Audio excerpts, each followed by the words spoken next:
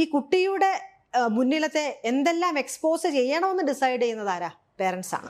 Free fire ആണെന്നുണ്ടെങ്കിലും അല്ലെങ്കിൽ അതുപോലത്തെ ഏതെങ്കിലും തരത്തിലുള്ള അഗ്രഷന് കൂടുതൽ പ്രാധാന്യം നൽകുന്ന ഏത് രംഗങ്ങളാണെന്നുണ്ടെങ്കിലും ഈ കുട്ടിയുടെ തലച്ചോറിനെ ഇത് അത്രമാത്രം ഇൻഫ്ലുവൻസ് ചെയ്യും. പ്രകൃതിദത്തമായതുകൊണ്ട് എല്ലാം സേഫാണ്, മറ്റേത് സേഫ് അല്ല. ഈ തരത്തിലുള്ള തെറ്റായ ധാരണകൾ നമ്മുടെ സമൂഹത്തിൽ വേരുറച്ചതാണ്. ശാരീരികമായിട്ടുള്ള എന്ത് തന്നെയാണെന്നുണ്ടെങ്കിലും ഉടനെ ഡോക്ടർ ഗൂഗിളിനോട് ചോദിക്കുക. അപ്പോൾ ആ അഭിപ്രായം അനുസരിച്ച് മുന്നോട്ട് പോവുക. ഒരു മരുന്ന് എഴുതി കൊടുത്താൽ പോലും അത് ഒരു വിശ്വാസ്യത അതിനകത്തിൽ ഉണ്ടാവില്ല. കേൾവിക്കാരുടെ ഒരു ഡിസ്ക്രിഷനാണ് ഏത് തള്ളണം ഏത് കൊള്ളണം എന്നുള്ളത്. അവിടെയാണ് നമ്മുടെ സ്മാർട്ട്നെസ് നമ്മൾ കൊടുക്കേണ്ടത്. മാനസിക ആരോഗ്യം ഏറ്റവും ഇമ്പോർട്ടൻ്റ് ആയിട്ടുള്ള ഒരു കാലഘട്ടത്തിലാണ് നമ്മളിപ്പോൾ ജീവിക്കുന്നത്. അതിനെക്കുറിച്ച് പറയാൻ ആപ്റ്റ് ആയിട്ടുള്ള ഒരാളാണ് നമ്മുടെ ഒപ്പം എന്നുള്ളത് മെഡിക്കൽ ട്രസ്റ്റ് ഹോസ്പിറ്റലിൽ സൈക്യാട്രിക്സ് വിഭാഗം ഡോക്ടർ എൽസി ഉമ്മനാണ്.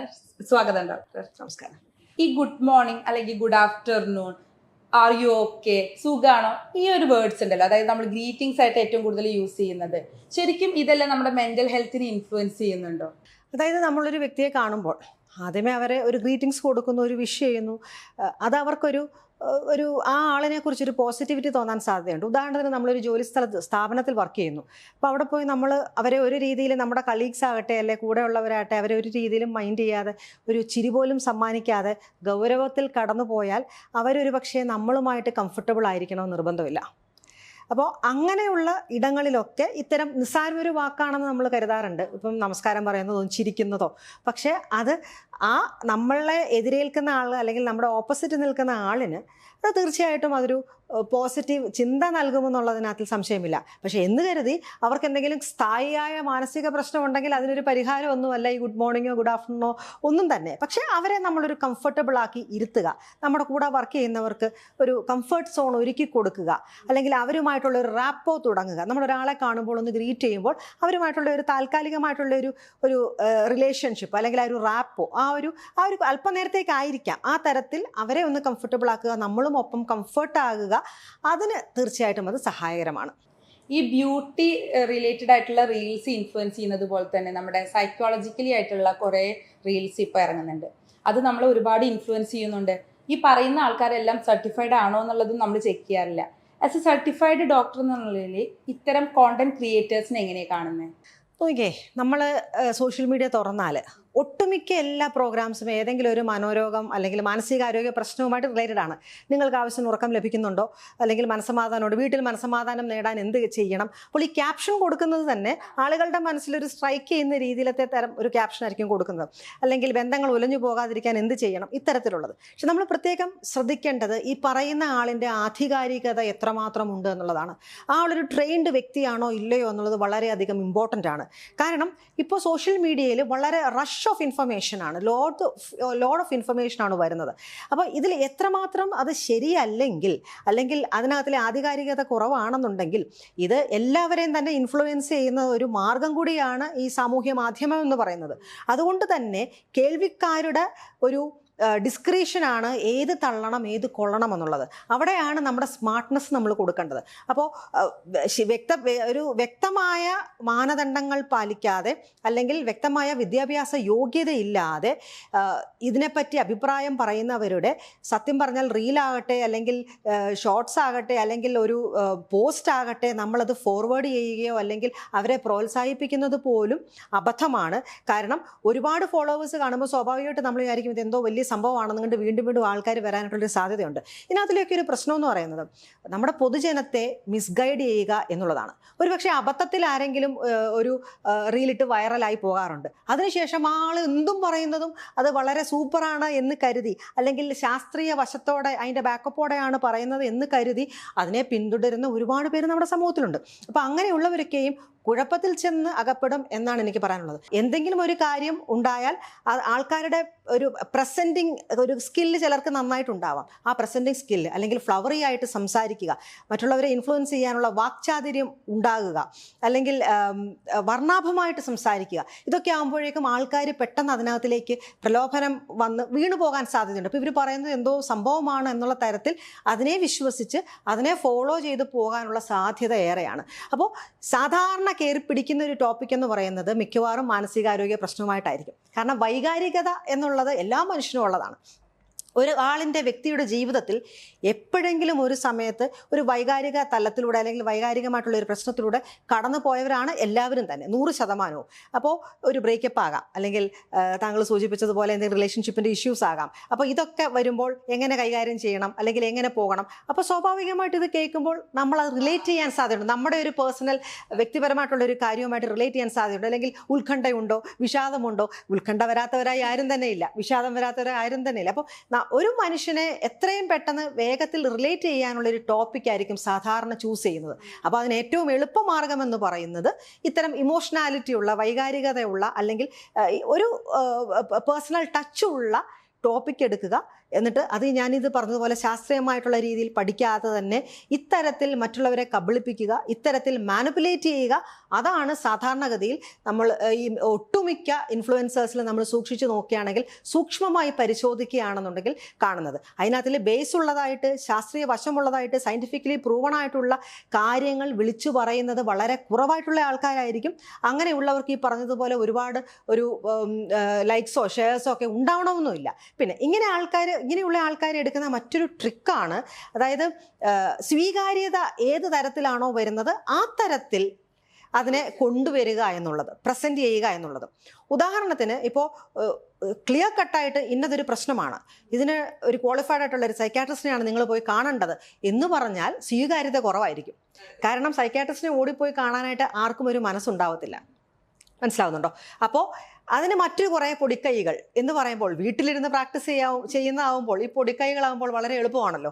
അപ്പോൾ ഈ പൊടിക്കൈകൾ തേടി ആൾക്കാർ പോകും. അപ്പോൾ ധരിച്ചു വെച്ചിരിക്കുന്നത് എന്താണ്? ഈ പൊടിക്കൈകൾ കൊണ്ട് ഇത്തരം വലിയ അസുഖങ്ങൾ അങ്ങ് മാറിപ്പോയേക്കാം എന്നുള്ള രീതിയിൽ തെറ്റായി ധരിപ്പിച്ച് അതിനെ അവരുടെ ഒരു അജ്ഞതയെ മുതലെടുക്കുക എന്നുള്ളതാണ് പലപ്പോഴും നാം കണ്ടുവരുന്നത്. ഇപ്പോൾ മാം പറഞ്ഞൊരു സംഭവമുണ്ട്, നമ്മൾ ഈ ഇത്ര ആൾക്കാരായാലും ഹോസ്പിറ്റലിലേക്ക് പോകാൻ ഒരു മടിയുണ്ട്, സൈക്കാട്രിസ്റ്റിനെ കാണിക്കാൻ ഒരു മടിയുണ്ട് എന്നുള്ളത്.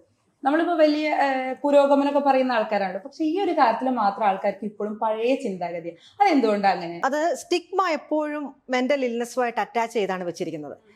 മനോരോഗമുണ്ടെങ്കിൽ എന്തോ ഒരു അവമതിപ്പ് പോലെ, അല്ലെങ്കിൽ അതൊരു ശാപമായിട്ട്, അല്ലെങ്കിൽ ദോഷമായിട്ട്, അല്ലെങ്കിൽ പൂർവികരുടെ എന്തോ കർമ്മത്തിൻ്റെ ഫലമായിട്ട്, അല്ലെങ്കിൽ ഇപ്പോഴും കൊണ്ടി എന്തോ ചെയ്തു, കൂടോത്രം എന്തോ ചെയ്തു, അത് കാരണം വന്നിരിക്കുന്നു എന്നുള്ള നിലയിൽ വിശ്വസിക്കുന്ന ഒരു പറ്റം ആൾക്കാർ ഇപ്പോഴും നമ്മുടെ സമൂഹത്തിലുണ്ട്. അതുതന്നെയല്ല, മനോരോഗം എന്ന് പറയുന്നത് ഇപ്പോൾ ഈ ഉപയോഗിക്കാൻ പാടില്ലാത്ത പദങ്ങളായിരുന്നു പണ്ട്. കാരണം പണ്ട് ശാസ്ത്രീയമായിട്ട് ഇതൊന്നും പഠിച്ചിട്ടില്ല. പണ്ട് മനസ്സ് എന്ന് പറയുന്നത് എന്തോ, അതായത് ശരീരത്തിൻ്റെ ഭാഗമാണ് എന്നുള്ള തിരിച്ചറിവ് പോലും ഇപ്പോഴും ഒട്ടുമിക്ക മനുഷ്യർക്കും ഇല്ല.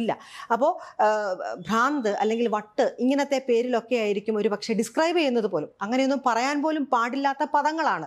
അപ്പോൾ ഈ തരത്തിൽ അതിനെ എത്രമാത്രം വൈകൃതമായിട്ട് പിക്ചറൈസ് ചെയ്യാമോ അത്രയും വൈകൃതമായിട്ട് പിക്ചറൈസ് ചെയ്ത് നമ്മുടെ സമൂഹം പണ്ട് മുതലേ വെച്ചിട്ടുണ്ട്.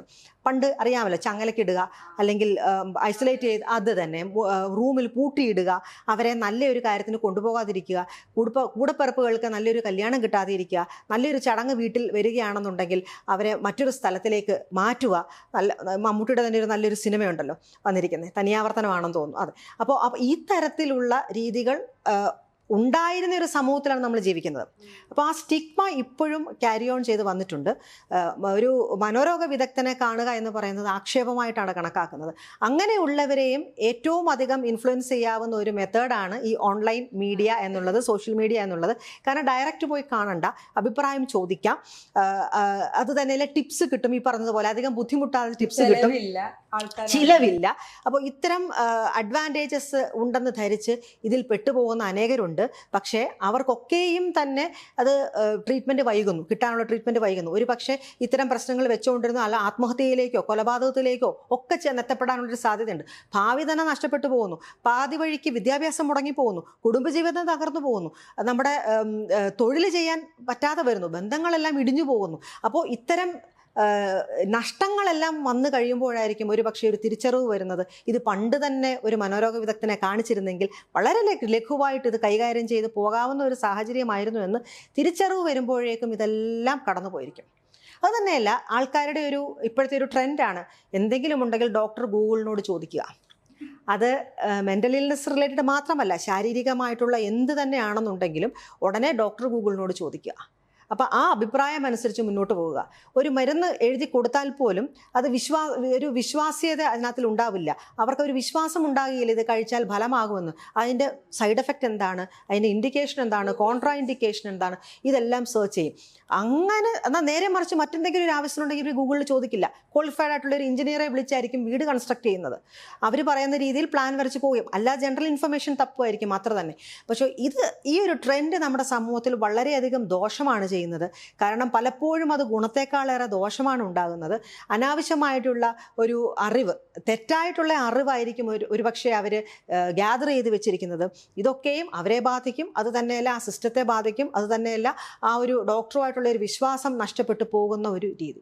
പിന്നെയുള്ളതെന്ന് പറയുന്നത്, നമുക്ക് ഇപ്പോൾ പൊതുവെയുള്ള ധാരണയാണ് നാച്ചുറലി കിട്ടുന്ന സാധനമാണെന്നുണ്ടെങ്കിൽ സേഫാണ്, പാർശ്വഫലമില്ലാത്തതാണ്. നേരെ മറിച്ച് പ്രകൃതിദത്തമല്ലാത്തതാണെന്നുണ്ടെങ്കിൽ അത് എന്തോ മാരകമാണ്. അതുകൊണ്ട് തന്നെ അലോപ്പതി മരുന്ന് അല്ലെങ്കിൽ മോഡേൺ മെഡിസിൻ്റെ മരുന്ന് ഇതൊക്കെയും തന്നെ സൈഡ് എഫക്റ്റ് കൂടുതലാണ്, പാർശ്വഫലം കൂടുതലാണ്, അതൊന്നും കഴിച്ചുകൂടാ എന്നുള്ള ധാരണ ഇപ്പോഴും നമ്മുടെ സമൂഹത്തിലുണ്ട്. ഈ ഒരു ധാരണയെ ചൂഷണം ചെയ്യുന്ന അതർ സിസ്റ്റം ഓഫ് മെഡിസിൻസും ഉണ്ട്. അവരും അത് റീഇൻഫോഴ്സ് ചെയ്ത് വിടും ഇത്തരം ബിലീഫ്സ്. അതായത് കഴിച്ചാൽ പ്രശ്നമാണ്, ഇത് കഴിച്ചാൽ മാരകമായിട്ടുള്ള എന്തോ പാർശ്വഫലം വരും എന്നൊക്കെ, കിഡ്നി അടിച്ചു പോകും, ലിവർ അടിച്ചു പോകും, ഇങ്ങനെയൊക്കെയാണ് സാധാരണ പറയുന്നത്. പക്ഷെ ഒരു കാര്യം മനുഷ്യർ തിരിച്ചറിയുന്നില്ല. അതായത് നമ്മുടെ ലോകത്തുള്ള എല്ലാം തന്നെ കെമിക്കലാണ്. നമ്മൾ ഏത് മോളിക്യൂൾ എടുത്താലും അൾട്ടിമേറ്റ്ലി അതൊരു കെമിക്കലാണ്. എന്തെങ്കിലും ഒരു കെമിക്കൽ കോമ്പൗണ്ടിൻ്റെ മിശ്രിതമാണ്, അല്ലെങ്കിൽ ഒരു പക്ഷേ സിംഗിൾ കോമ്പൗണ്ട് തന്നെ ആയിരിക്കാം. അപ്പോൾ ആ തരത്തിൽ മനുഷ്യൻ്റെ അറിവിനെ വർദ്ധിപ്പിച്ചെടുക്കുകയാണ് വേണ്ടത്. അതുപോലെ തന്നെ ഇത്തരം തെറ്റായ ധാരണകളെ റീഇൻഫോഴ്സ് ചെയ്യുന്ന സിസ്റ്റംസുമുണ്ട്.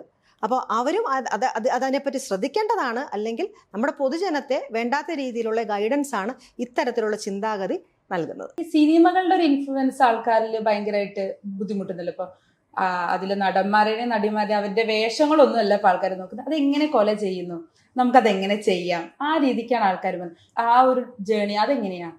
സിനിമ തീർച്ചയായിട്ടും ഇൻഫ്ലുവൻസ് ചെയ്യും. അതുകൊണ്ട് തന്നെയാണ് ഇപ്പോൾ അതായത് നമ്മൾ ശരിക്കും പറഞ്ഞാൽ ഒരു ആൽക്കഹോൾ എടുക്കുന്ന അല്ലെങ്കിൽ സ്മോക്ക് ചെയ്യുന്ന ഒരു രംഗം വരുമ്പോൾ alcohol is injuries to health അല്ലെങ്കിൽ smoking is injuries to health എന്ന് നമ്മൾ പോയി കണ്ടാൽ സ്ക്രീനിൽ എഴുതി വയ്ക്കുന്നത് നമുക്ക് കാണാം. പക്ഷേ എത്ര പേര് അത് വായിച്ചിട്ടാണ് അത് ചെയ്യുന്നത് എന്നുള്ളതാണ് ഇവിടുത്തെ പ്രശ്നം. എന്തെന്ന് പറഞ്ഞാൽ സിനിമ പ്രായം അനുസരിച്ചിട്ട് വേണം അതിൻ്റെ വ്യൂവേഴ്സ് ആരൊക്കെയാണെന്ന് തീരുമാനിക്കേണ്ടത്. ഇപ്പോൾ എക്സാമ്പിൾ, കുട്ടികളെ കാണിക്കാൻ പാടില്ലാത്ത സിനിമയാണെന്നുണ്ടെങ്കിൽ അത് ആ രീതിയിൽ റേറ്റിംഗ് നൽകി കുട്ടികളെ കാണിക്കാൻ പാടില്ല. അല്ലെങ്കിൽ ഇപ്പോൾ ബിലോ 16 ആണെന്നുണ്ടെങ്കിൽ ബിലോ 16 തന്നെയാണോ അവിടെ വരുന്ന കുട്ടികൾക്കുള്ളത് എന്ന് ചെക്ക് ചെയ്യേണ്ട ഉത്തരവാദിത്വം നമ്മുടെ ഗവൺമെൻറ്റിനുണ്ട്, നമ്മുടെ സിസ്റ്റത്തിനുണ്ട്. അപ്പോൾ അതൊന്നുമില്ലാതെ അഡൽട്സ് ഉള്ളി റേറ്റിംഗ് ഉള്ള സിനിമകൾ പലതും, അതിനകത്തിൽ അക്രമം വരുന്ന അടുത്തിടെ ഇറങ്ങിയ ഒരു സിനിമ നമുക്കറിയാവുന്നതാണല്ലോ, അതൊക്കെ ഇറങ്ങിയ സിനിമകൾ കണ്ടത് മുഴുവൻ കുട്ടികളാണ്. അത് എ റേറ്റഡ് മൂവിയാണ്. അതുകൊണ്ട് എ സർട്ടിഫൈഡ് മൂവി ആയതുകൊണ്ട് അതിൻ്റെ സംവിധായകരുമൊക്കെ അത് പറഞ്ഞ് രക്ഷപ്പെട്ടു. പക്ഷേ കാണികൾ കൂടുതലും കുട്ടികളായിരുന്നു. അപ്പോൾ ആ തരത്തിൽ നിയമം കൊണ്ടുവന്ന് അത് ശക്തമാക്കേണ്ടത് ആവശ്യമാണ്. കാരണം ഇത് അത്രയും ഇൻഫ്ലുവൻസ്ഡ് ആകും. അത് തന്നെയല്ല, ഒരു അഡോളസൻ്റ് ഏജ് ആകുമ്പോഴേക്കും അതുവരെ ഹീറോ ആരാണ് ഹീറോയിൻ ആരാണ് മനസ്സിലെന്ന് ചോദിച്ചാൽ അച്ഛൻ്റെ അമ്മയുടെ പേര് പറയും. അച്ഛനാണ് ഏറ്റവും വലിയ സൂപ്പർ ഹീറോ. പക്ഷേ ഒരു അഡോളസൻ്റ് ഏജ് കഴിയുമ്പോഴേക്കും ഈ പറഞ്ഞതുപോലെ പുറമേ നിന്നുള്ള ഇൻഫ്ലുവൻസേഴ്സ് കുട്ടിക്ക് വരും. ഒരു നായകനായിരിക്കാം, സിനിമയിലെ നായികയായിരിക്കാം, ആരെങ്കിലും ആയിക്കോട്ടെ. അപ്പോൾ അവർ ചെയ്യുന്നത് എന്തും അനുകരിക്കാനുള്ള വ്യഗ്രത വരും. ശത്രുക്കളെ മുഴുവൻ ഇടിച്ച് സൂപ്പാക്കി വശത്തേക്ക് ഇടുന്ന നായകൻ്റെ ഒരു പിക്ചറായിരിക്കും ആ കുട്ടിക്കുള്ളത്. അപ്പോൾ തനിക്കെതിരെ ആരെന്ത് ചെയ്താലും അത്രയും ഒരു ഇൻഫ്ലുവൻസ് തീർച്ചയായിട്ടും ആ കുട്ടിക്കുള്ള ഉണ്ട് എന്നുള്ളത് നമ്മൾ അത് നിരസിച്ചുകൂടാ. ആ ഒരു യാഥാർത്ഥ്യം അതിനെ കണ്ണടച്ചിരുട്ടാക്കിയിട്ട് കാര്യമില്ല. അപ്പോൾ സിനിമക്കാർ പറയും അങ്ങനെയല്ല, പണ്ട് മുതലേ വയലൻസ് ഉണ്ടായിരുന്നു, മഹാഭാരതത്തിൽ വയലൻസ് ഉണ്ടായിരുന്നു, രാമായണത്തിൽ വയലൻസ് ഉണ്ടായിരുന്നു, അത്രയും വയലൻസ് ഇപ്പോഴത്തെ സിനിമയ്ക്കില്ല എന്നൊക്കെ പറഞ്ഞാലും പണ്ട് രാമായണം ഭാഗവതം ഇതൊക്കെ എത്ര നേരം വായിച്ചാലാണ് ഒരു കുട്ടിക്ക് ഗ്രഹിക്കുക. ഇപ്പോൾ അങ്ങനെയല്ല, നമ്മുടെ സ്ക്രീനിൻ്റെ തൊട്ട് മുന്നിലാണ് ഉള്ളത്. അപ്പോൾ വിഷ്വൽ എയ്ഡുണ്ട്, ഓഡിറ്ററി അവർ കേൾക്കുന്നു, ഒരേ സമയം അവരത് അനുഭവിക്കുന്നു. അതുകൊണ്ട് അവരുടെ തലച്ചോറിലേക്ക് അത്രയും ഇമ്പാക്റ്റോടെയാണ് അതിൻ്റെ ഒരു ഇൻഫ്ലുവൻസ് വരുന്നത്. നേരെ മറിച്ച് ഇത്രയും പേജസ് ഉള്ള ഭാഗവതമോ അല്ലെങ്കിൽ രാമായണമോ അല്ലെങ്കിൽ മഹാഭാരതമോ അതിനകത്ത് വയലൻസ് ഉണ്ടെന്ന് പറഞ്ഞിട്ട് അത് വായിച്ചെല്ലാം അഭ്യസിച്ച് വരുമ്പോഴത്തേനും ആ കുട്ടിയുടെ ഒരു 10-20 വർഷം ചിലപ്പോൾ എടുത്തെങ്കിലേ അത് തീരുള്ളൂ. ഇപ്പം അങ്ങനെയല്ല, ക്വിക്കായിട്ട് ഒരു 10 മിനിറ്റ് കൊണ്ട് അല്ലെങ്കിൽ ഒരു 5 മിനിറ്റ് കൊണ്ട് അത് സ്ക്രീനിൽ റെഡിമെയ്ഡായിട്ടുണ്ട്. അപ്പോൾ ഇൻഫ്ലുവൻസ് മറ്റ് പുസ്തകം വായിക്കുന്നതിനെക്കാട്ടിലോ നോവൽ വായിക്കുന്നതിനെക്കാട്ടിലോ ഒക്കെ കൂടുതലാണ്. അപ്പോൾ അതുകൊണ്ട് തന്നെ ഇത്തരം ദൃശ്യമാധ്യമങ്ങൾക്കാണ് ഏറ്റവും അധികം ഇൻഫ്ലുവൻസ് വരുന്നത്. കാരണം സെയിം ടൈം പല മോഡ് ഓഫ് സെൻസോർ, അതായത് കേൾക്കുക അല്ലെങ്കിൽ കാണുക, ഇതെല്ലാം ഒരേ സമയത്ത് നമ്മുടെ ബ്രെയിനിന് സ്റ്റിമുലേറ്റഡ് ആകുകയാണ്. അതുകൊണ്ട് തന്നെ അതിൻ്റെ ഇൻഫ്ലുവൻസും വളരെയധികം കൂടുതലാണ്. മാം പറഞ്ഞതുപോലെ തന്നെ ഏറ്റവും കൂടുതൽ സിനിമകളും മറ്റു കാര്യങ്ങളും ഇൻഫ്ലുവൻസ് ചെയ്യുന്നത് ഈ കുട്ടികളെയാണ്. ഈ നമ്മുടെ കേരള പോലീസ് ഒരു റീസെൻ്റ്ലി ഒരു പോസ്റ്റ് ഫേസ്ബുക്കിൽ ഇട്ടിട്ടുണ്ടായിരുന്നു, ഈ ഓറഞ്ച് പൂച്ച അത്ര വെടിപ്പല്ല എന്നുള്ളത്. അവർക്കൊരു കേസ് വന്നിട്ടുണ്ടായിരുന്നു. ഒരു കുട്ടി, അതായത് സ്കൂളിൽ പോകുന്ന ആ കുട്ടി അവരുടെ ഫ്രണ്ട്സിനെ നിരന്തരം ഇങ്ങനെ ഉപദ്രവിച്ചുകൊണ്ടിരിക്കുകയാണ്. അപ്പോൾ അത് അവർ പാരൻസിനോട് ചോദിച്ചപ്പോൾ ഇത്തരത്തിലുള്ള ഈ ഓറഞ്ച് പൂച്ചേനെയും അങ്ങനത്തെ ഒരു എന്താ പറയുക ക്രൈം ആയിട്ടുള്ള കുറേ റീൽസ് ഈ കുട്ടികൾ കാണുന്നുണ്ട് എന്നുള്ളത്. ശരിക്കും ഈ ഓറഞ്ച് കളറുള്ള പൂച്ചയുടെയൊക്കെ ഇൻഫ്ലുവൻസ് ഒക്കെ എങ്ങനെയാണ് ഈ കുട്ടികളിൽ? ശരിക്കും മാം എങ്ങനെയാണ് അതിനെ കാണുന്നത്? ഓറഞ്ച് പൂച്ച മാത്രമല്ല, ഇപ്പോൾ വീഡിയോ ഗെയിംസ് ഏതെടുത്താലും, ഫ്രീ ഫയർ അല്ലെങ്കിൽ അങ്ങനത്തെ ഏതെടുത്താലും അതിനകത്ത് കൂടുതൽ അത് സ്ഥിരം കണ്ടുകൊണ്ടിരിക്കുന്ന കുട്ടികൾക്ക് അഗ്രഷൻ റേറ്റ് കൂടുതലാണ്.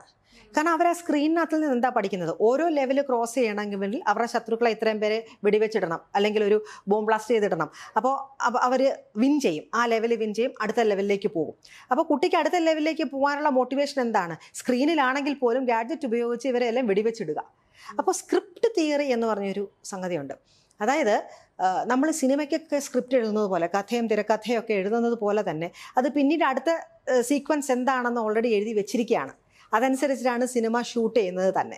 അപ്പോൾ അതേ രീതിയിൽ ഈ സ്ക്രിപ്റ്റ് തിയറി അനുസരിച്ച് ഇപ്പോൾ അടുത്ത ലെവൽ ഇങ്ങനെയാണ് എന്ന് ആ കുട്ടിയുടെ മനസ്സിലൊരു പ്രീഫോംഡ് ഐഡിയ വരികയാണ്. അപ്പോൾ അവൻ റിയൽ ലൈഫിൽ വരുമ്പോൾ ഇത് സാങ്കല്പികമായിട്ട് കണ്ട് അതങ്ങ് ശീലിച്ചു പോകും. റിയൽ ലൈഫിൽ അതേ സിറ്റുവേഷൻ വരുമ്പോൾ അവൻ്റെ മനസ്സിൽ, അതായത് ഇങ്ങനെ ഇഷ്യൂ എൻ്റെ ജീവിതത്തിൽ വരുമ്പോൾ, ഇത്രയും പേര് ഒരുമിച്ച് വരുമ്പോൾ ഞാൻ ഈ തരത്തിലുള്ള അഗ്രഷൻ വേണം ചെയ്യാൻ എന്നുള്ള പ്രീഫോംഡ് ആയിട്ടുള്ള സ്ക്രിപ്റ്റ് ഓൾറെഡി അവൻ്റെ തലച്ചോറിൽ തയ്യാറാക്കി വെച്ചിരിക്കുകയാണ്. അതുകൊണ്ടാണ് ഈ ഓറഞ്ച് പൂച്ചയാണെന്നുണ്ടെങ്കിലും ഫ്രീ ഫയർ ആണെന്നുണ്ടെങ്കിലും അല്ലെങ്കിൽ അതുപോലത്തെ ഏതെങ്കിലും തരത്തിലുള്ള അഗ്രഷന് കൂടുതൽ പ്രാധാന്യം നൽകുന്ന ഏത് രംഗങ്ങളാണെന്നുണ്ടെങ്കിലും ഈ കുട്ടിയുടെ തലച്ചോറിനെ ഇത് അത്രമാത്രം ഇൻഫ്ലുവൻസ് ചെയ്യും. അത് തന്നെയല്ല, തിരക്കഥ എഴുതി വെച്ചിരിക്കുന്നത് പോലെ, സ്ക്രിപ്റ്റ് തയ്യാറാക്കി വെച്ചിരിക്കുന്നത് പോലെ അടുത്ത് ഞാൻ എന്ത് ചെയ്യണമെന്ന് പ്രീഫോംഡ് ആയിട്ട് ആ കുട്ടി അങ്ങനെ തന്നെ പെരുമാറുകയും ചെയ്യും, അങ്ങനെ തന്നെ ആക്ട് ഔട്ട് ചെയ്യുകയും ചെയ്യും. അതുകൊണ്ട് ഇത് എവിടുത്തെ പ്രശ്നമാണെന്ന് ചോദിച്ചാൽ, കുട്ടികൾ അവർക്ക് എന്തും അനുഭവിക്കാനും അറിയാനുമുള്ള ഒരു കൗതുകമുണ്ടാവും. അത് ബൈ നേച്ചർ ഒരു കുട്ടി ലോകത്തേക്ക് പിറന്ന് വീഴുമ്പോൾ തന്നെ കുട്ടി ആദ്യം അമ്മയായിരിക്കും ലോകം. അത് കഴിയുമ്പോൾ അവൻ ചുറ്റുവട്ടമുള്ള ലോകത്തെ തെരഞ്ഞ് കണ്ടുപിടിച്ച് കൗതുകത്തോടെ വീക്ഷിച്ച് അവൻ ഓരോ ലോകം അവൻ തിരിച്ചറിഞ്ഞ് പടിപടിയായിട്ട് വരും. അതൊരു നോർമൽ പ്രക്രിയയാണ്. അപ്പോൾ ഈ കുട്ടിയുടെ മുന്നിലത്തെ എന്തെല്ലാം എക്സ്പോസ് ചെയ്യണമെന്ന് ഡിസൈഡ് ചെയ്യുന്നത് ആരാ? പേരൻസാണ്. അപ്പോൾ കുട്ടിയുടെ ഒരു പ്രകൃതിയാലുള്ള ഒരു സ്വഭാവമാണ് എന്ത് കണ്ടാലും ഒന്ന് നോക്കുക. പ്രത്യേകിച്ച് അത് നോക്കണ്ടെന്ന് പറയുമ്പോൾ ക്യൂരിയോസിറ്റി ഇരട്ടിക്കും, അല്ലെ കാണണ്ടെന്ന് പറയുമ്പോൾ ക്യൂരിയോസിറ്റി ഇരട്ടിക്കും. അപ്പോൾ വീണ്ടും വീണ്ടും പോയി ചെന്നത് നോക്കുകയും ചെയ്യും. അപ്പോൾ ഈ തരത്തിൽ പേരൻറ്റിംഗ് ആണ് ശക്തമാക്കേണ്ടത്. ഇത്തരം കാര്യങ്ങൾ റിപ്പീറ്റഡായിട്ട് കണ്ടാൽ തൻ്റെ കുട്ടിയുടെ തലച്ചോറിൽ ഇത്തരം മാറ്റങ്ങൾ ഉണ്ടാകും, അവൻ അതിന് ഇൻഫ്ലുവൻസ്ഡ് ആകും എന്നുള്ളൊരു തിരിച്ചറിവ് വന്ന് അതനുസരിച്ച് അതെ കട്ട് ഓഫ് ചെയ്യുക അല്ലെങ്കിൽ ലിമിറ്റ് ചെയ്യുക എന്നുള്ള ഒരു ഉത്തരവാദിത്വം പേരൻസിൻ്റെ മുകളിൽ തന്നെയാണ്. അതവർ നിർവഹിക്കാത്തത് കൊണ്ടാണ് ഇത്തരം ഇൻസിഡൻസസ് ഉണ്ടാകുന്നത്.